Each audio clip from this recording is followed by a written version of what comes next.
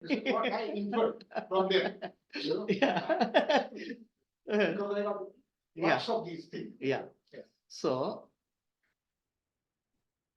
actually, so the question is, what can I do for realization? The question here, the detailed question is, if question was that for guru is required for realization, okay, or bhakti is required for realization, or for what is it? Selfless service is required, meditation is required. There are 4 questions: service, meditation, guru, and then devotion. So, are they required? It seems to be they required. Are they absolutely required? We don't know. Okay. If there's not absolutely required, what should I do? What is absolutely? What is absolutely? What is that absolutely required? Okay, that is the question. A tough question. Right? What is that absolutely required? Okay. Now, who gives the answer? Whatever I give the answer. Is it applicable to you? I can only say 4 dimensions of your being. I am the body. Sorry, 3 dimensions. I am the body, I am the mind, I am the intellect. Okay. This is what called limited self. So that makes you karta, bhokta, jnata, doer, enjoyer, knower. Now we have to start from the problem. Which of these is giving you problem? The doer, enjoyer, or knower? Where is the problem for you? So where exactly is the problem for you? So traditionally, the prescription is the doership, which is actually I am the body, and enjoyership, I am the mind, and knowership, I am the doer. You have to resolve through karma yoga. If the problem is I am the body, I am the mind, I am the intellect, you have to resolve through karma yoga. So how do you resolve through karma yoga? Why do you resolve through karma yoga? Because I have to desire to do something about life. Do action. You have to work on all the 3 dimensions of body, mind, intellect. Karma yoga will work all the 3. No, now you say I've come to mental plane. No, I'm not in the physical plane. Physical plane, I do work, then I come back home. I want to meditate. So in the meditation, in karma yoga, I am trying to connect with the God or universal consciousness in the gross form. The meditation will help you to connect with the universal consciousness subtle form. It's called gross form called Virat Purusha, subtle form called Hiranyagarbha. For subtle form, connect with the God called what you call as Hiranyagarbha or subtle form, astral form or subtle form. So then I feel connected to God. It's called mental domain. The one who is asking the question, I don't know which domain he's asking the question from. If he has told that, then I told out the exactly prescribed answer would be given. I'm saying in the physical domain, karma yoga, which will address all the 3 aspects.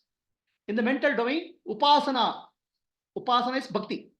Now, bhakti, which is somebody, what you see traditionally, some puja ritual, real bhakti is very different. It's an internal journey. It has to be learned from a master. The inner journey or bhakti. Externally, you say do puja, chanting, rituals, all those things are external. But ultimately becomes internal. It's called upasana. Upasana is important at the mental plane. At the intellectual plane, you are addressing the causal form of God, Ishvara. I am separate from God. The causal ignorance you are addressing, but through Vedanta, Shravana, Manana, Nididhyasa, or self-enquiry, addressing cause. So now, which plane are you asking question? I don't know. Right? In general, I'll give a guideline like this. Ultimately, you have to see where you fit in. Hanuman was asked, what is Rama to you? Hanuman says, when I open my eyes, I am body conscious. I am the body. Then I am servant of God. I am Ramadasa.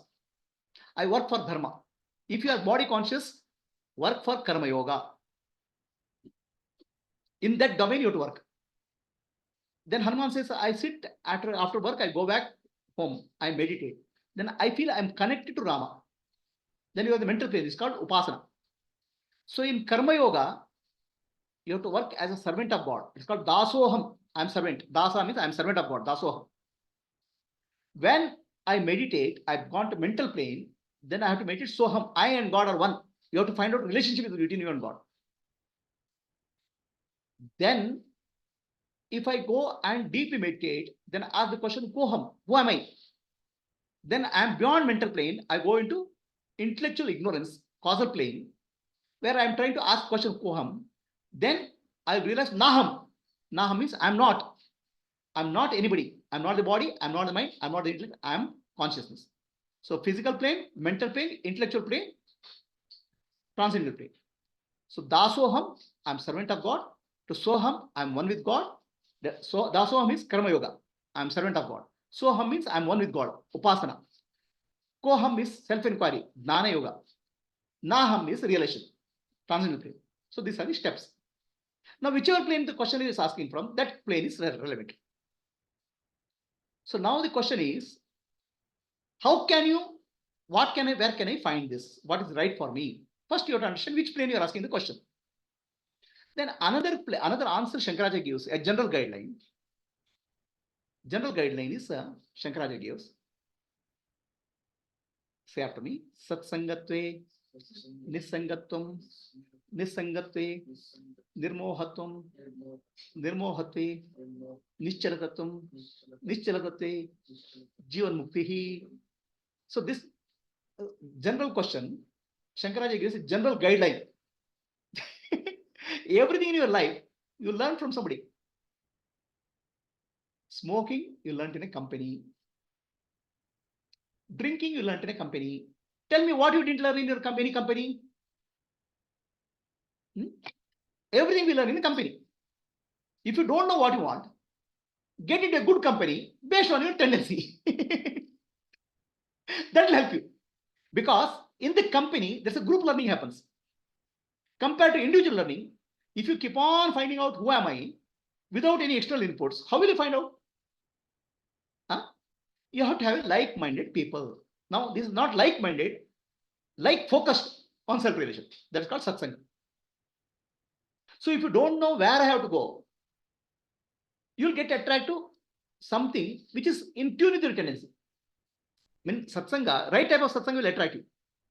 What you need will attract you. Get into right type of company, satsanga. In satsanga, collective learning will happen compared to individual learning. Say, IITs are very famous for top and brilliant students. People go there easily because of building or professor. The brightest mind gather there. The brightest mind, collective learning happens. That is IIT, not the building, not the place. So you have to get into right company. That's first step, satsanga. Because now you're saying, I don't know where I have to go. Where you have to go? Karma Yoga, Bhakti, and Jnana. That also Karma Yoga, Bhakti, Jnana, don't do your self-prescription. You have to work under the guidance of right master. Then it will help. In medicine, there's a prescription. Self-medication is dangerous. Right? Sadhana, if you are a very evolved soul, you know what sadhana to do. You don't need to ask anybody. If you are going round and round circles, that means you have to get guided. Guru is required. Work under the guidance of Guru. Even for Karma Yoga, Bhakti Yoga, Upasana, Jnana.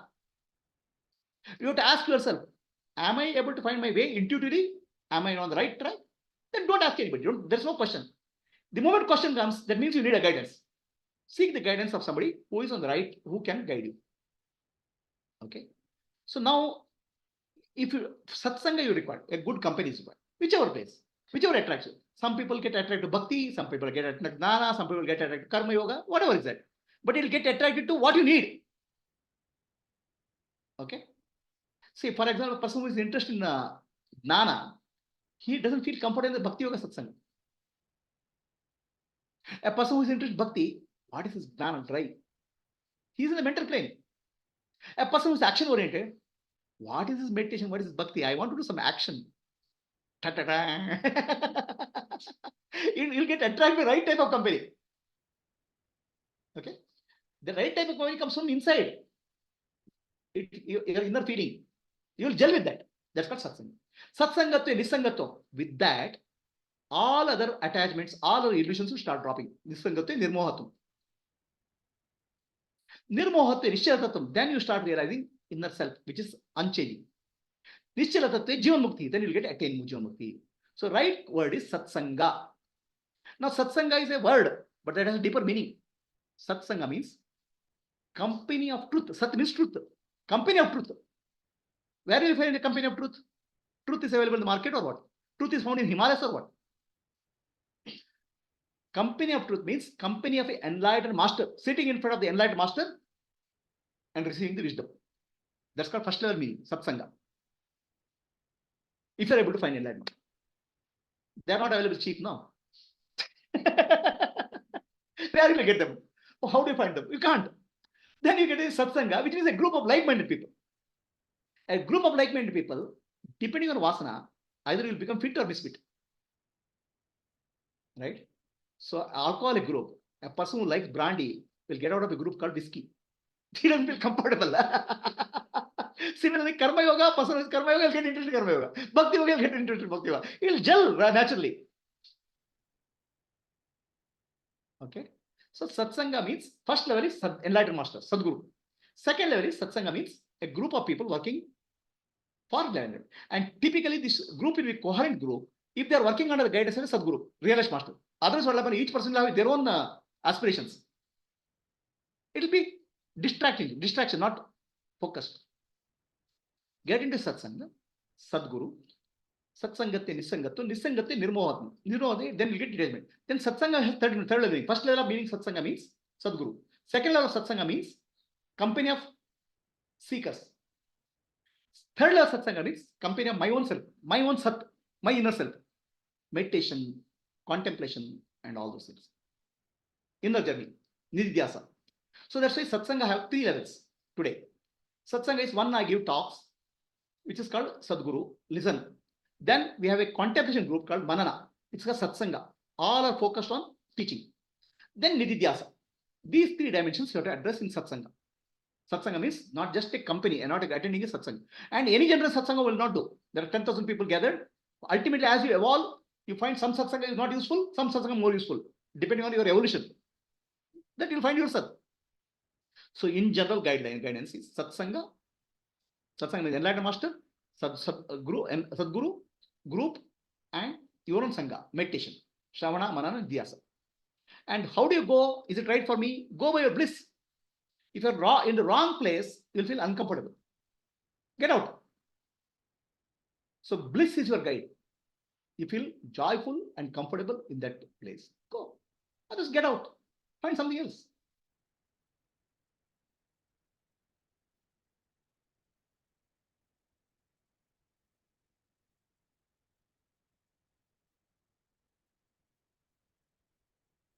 So what can I do for realization? The answer is, question is Guru is required, or meditation is required, or seva is required. A, B, C, D, all. If you don't know what, get into right group. It's like saying that. Simply saying is like this. I want to become an engineer. I don't know what it is. So get into some institution. No, there you'll learn. Which institution, right? Once you get in there, you'll find comfortable, uncomfortable. Then you're matching, gelling. There will progress will happen. Does that answer the question? Yes. Anybody has a question? On Zoom? Habits, good habits and bad habits. Right habits are required. Right company is required. So that's why one philosopher has told, I forgot his name. Satsangata Nisangata is a teaching of Shankaracharya.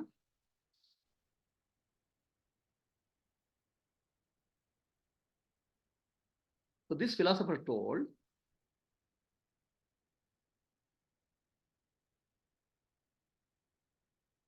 tell me what company you keep, and I'll tell you what you are. Your character, your life is built with the company which you keep, or company which you don't keep also. Right? So basically, ultimately, we are nothing but a product of our company. Why is this so? Why this satsanga thing business works? Have you gone to any disco dancing club?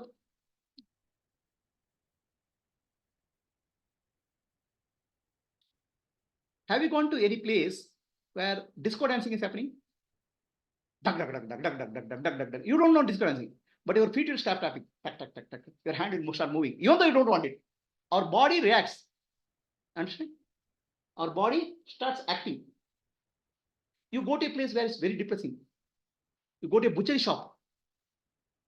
You start feeling depressed. Environment affects us. Environment affects us tremendously. You be in the company of a very bubbling person, joyful person. Even if you're depressed, you'll feel a little bit of a. And be in the company of somebody who is depressed. Suddenly you'll get depressed. So the company makes a lot of difference. So our scientists have found an answer for that. Why it happens? Our brain, frontal lobe, has certain neurons. The neurons are called mirror neurons. Our brain is designed for mimicking the person in front.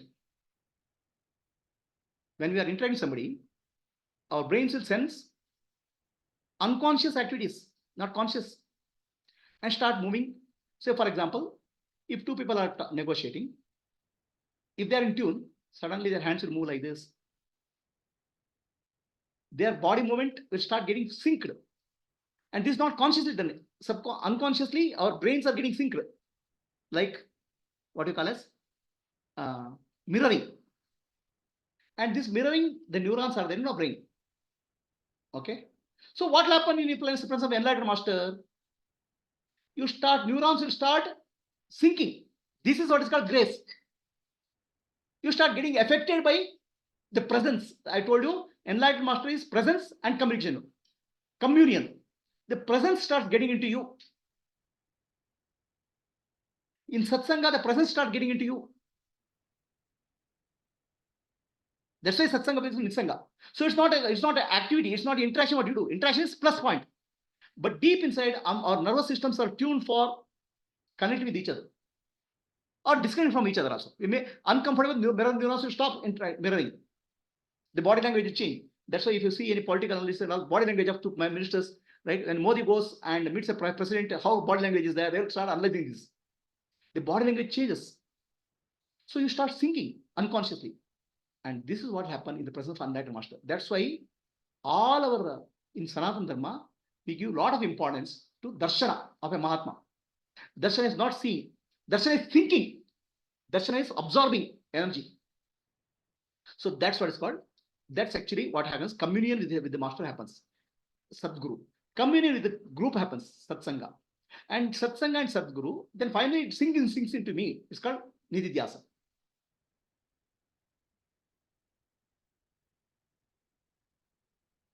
Any questions for anybody from on Zoom?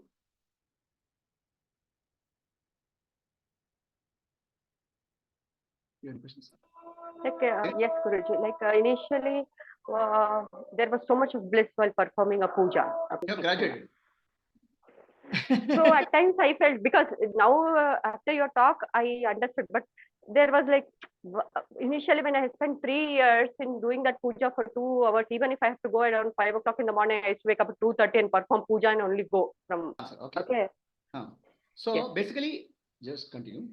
So you are saying earlier I was enjoying doing puja 2 hours, 2.5 hours. I'll get up early in the morning, do puja. Okay. I was enjoying that. I was blissful. Now I'm not finding interesting.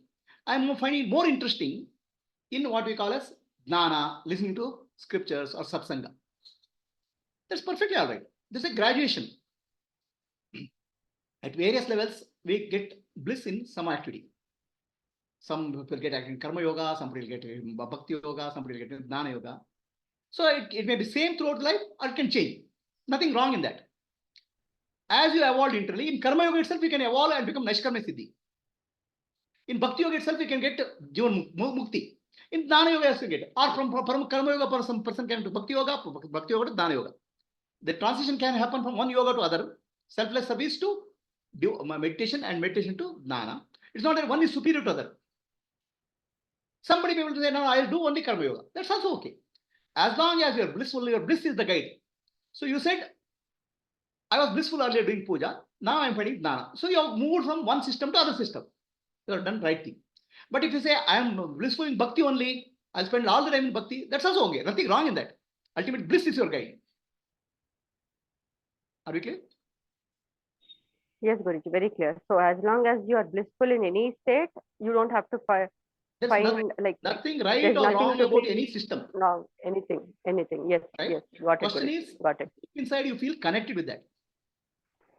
As long as you're contented and happy and blissful at whatever you're doing, it should be. But it's not that you should have that guilt that I used to do that. Not why am I not finding No. nothing like that. As Now, this is long another as you're problem for finding people, peace. seekers, right?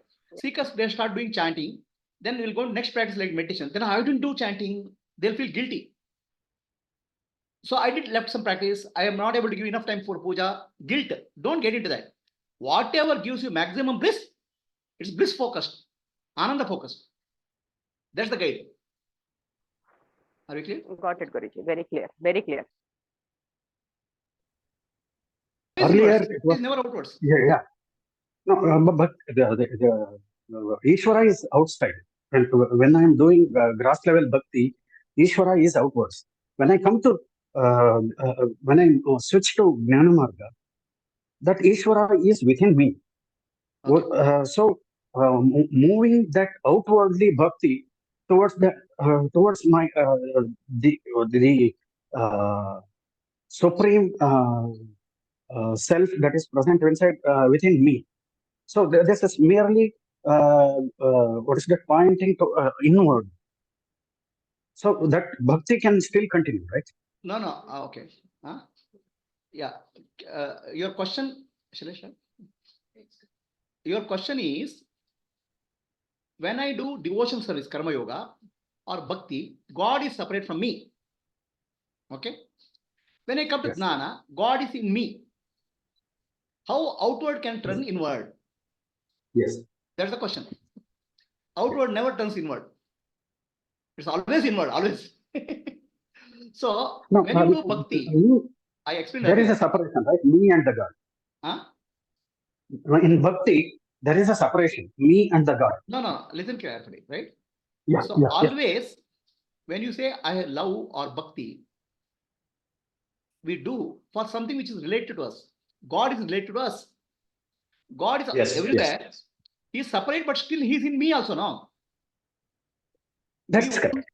Everything we do only for my sake, no? The real Yes. sake of self only we do everything. We'll do puja, we'll get married, we have children, everything for myself only. Yes. Right? So we are worshipping Ishvara outer. It's a gross form. Yes. Knowing very well that Ishvara is in me also. See, please understand, a person coming from Vedic background, he knows Ishvara is outside and inside. Yes. Okay, he's suddenly doesn't become inward. He knows God is outside and inward, inside. Outside Yes. God, he will offer service to karma yoga. Inside God, he offers to bhakti yoga, upasana. Deep inside, he'll go through jnana yoga. There's never always itself only for a person coming from Vedic background, Vedanta background, or jnana background.